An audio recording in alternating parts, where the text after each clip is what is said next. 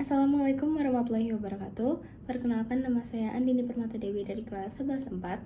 Dan pada kesempatan kali ini izinkan saya untuk menyampaikan informasi mengenai Divide et Impera. Baik, pada kesempatan kali ini saya memiliki 5 pokok pembahasan.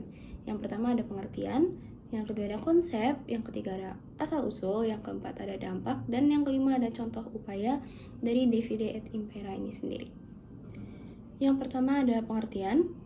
Divide et Impera merupakan kombinasi strategi orang Belanda dalam hal politik, militer, dan ekonomi yang bertujuan untuk mendapatkan dan menjaga kekuasaan dengan cara memecah belah sebuah kelompok besar menjadi kelompok-kelompok yang lebih kecil yang lebih mudah untuk ditaklukkan. Selanjutnya ada konsep dari Divide et Impera yang sudah saya tangkap dari penjelasan Pak Cip di kelas, yaitu politik adu domba yang dilakukan pihak Belanda untuk memecah belah Indonesia, di mana mereka menyiasat salah satu pihak yang sedang berkonflik untuk dibantu dimenangkan konfliknya dengan syarat tertentu untuk melakukan pihak atau kelompok tersebut secara perlahan.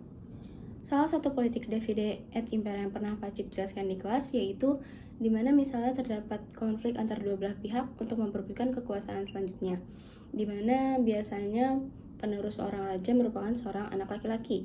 Tapi di sini kasusnya adalah anak laki-laki tersebut merupakan anak dari seorang selir dan anak dari seorang permaisuri itu merupakan anak perempuan. Dan di sini Belanda melihat suatu kesempatan untuk memecah kerajaan tersebut, di mana ia akan membantu anak selir tersebut untuk memenangkan konfliknya dan mendapatkan tahtanya. Lalu setelah itu Belanda akan mengambil secara perlahan wilayah kekuasaannya tersebut. Selanjutnya, asal-usul dari politik Divide et Impera atau politik adu domba ini.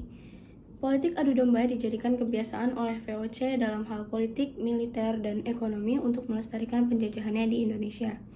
Orientasinya adalah untuk mencari keuntungan sebesar-besarnya dengan menaklukkan raja-raja di Nusantara. Strategi Belanda yang paling ampuh menghadapi perlawanan dari penguasa lokal atau dari pihak Nusantara adalah dengan melakukan politik adu domba ini. VOC pun mampu menaklukkan kerajaan-kerajaan besar di Nusantara dengan memanfaatkan perang saudara ataupun permusuhan antar kerajaan. Selanjutnya ada dampak yang ditimbulkan dari politik adu domba ini sendiri.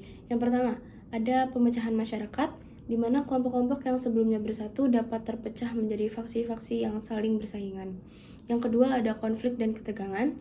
Konflik ini bisa bersifat sosial, etnis, agama, ataupun politik, tergantung pada perbedaan-perbedaan yang dimanipulasi oleh pihak Belanda. Lalu yang terakhir ada pengalihan perhatian atau pengalihan isu. Yang dimaksud di sini adalah ketika sebuah masyarakat terlibat dalam konflik internal, mereka bisa melupakan masalah-masalah yang lebih mendesak yang sedang terjadi. Contohnya seperti masalah kemiskinan, masalah ketidaksetaraan, ataupun pelanggaran hak asasi manusia. Lalu yang terakhir ada contoh upaya yang dilakukan Belanda dalam hal politik Divide et Impera di Nusantara. Yang pertama ada Perjanjian Salatiga tahun 1757 yang membagi Surakarta dengan Mangkunegaran. Lalu selanjutnya ada Perjanjian Cirebon tahun 1688 yang membagi Kesultanan Cirebon. Selanjutnya ada Perjanjian Mataram dan VOC tahun 1743 yang mengakibatkan orang Jawa tidak diperbolehkan berlayar di luar Jawa, Madura, dan Bali. Lalu selanjutnya ada Perjanjian Giyanti tahun 1755 yang membagi Kesultanan Mataram antara Surakarta dan Yogyakarta. Salah satu politik Divide et Impera yang pernah diterapkan Belanda ke Nusantara yang pernah saya cari lebih lanjut informasinya merupakan kasus di Banten, yaitu pada tahun 1680 terjadi perebutan kekuasaan di internal kerajaan, di mana Sultan Ageng Tirtayasa terlibat perebutan kekuasaan dengan putranya sendiri yaitu Sultan Haji. Lalu perselisihan antara anak dan ayah ini dimanfaatkan oleh VOC dengan memberikan dukungan kepada Sultan Haji. Sultan Ageng Tirtayasa pun terpaksa mundur dari istana dan melarikan diri ke Tirtayasa.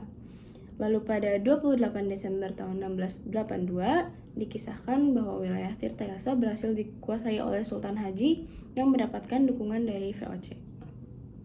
Baik, sekian penjelasan yang dapat saya berikan. Terima kasih telah menyaksikan. Wassalamualaikum warahmatullahi wabarakatuh.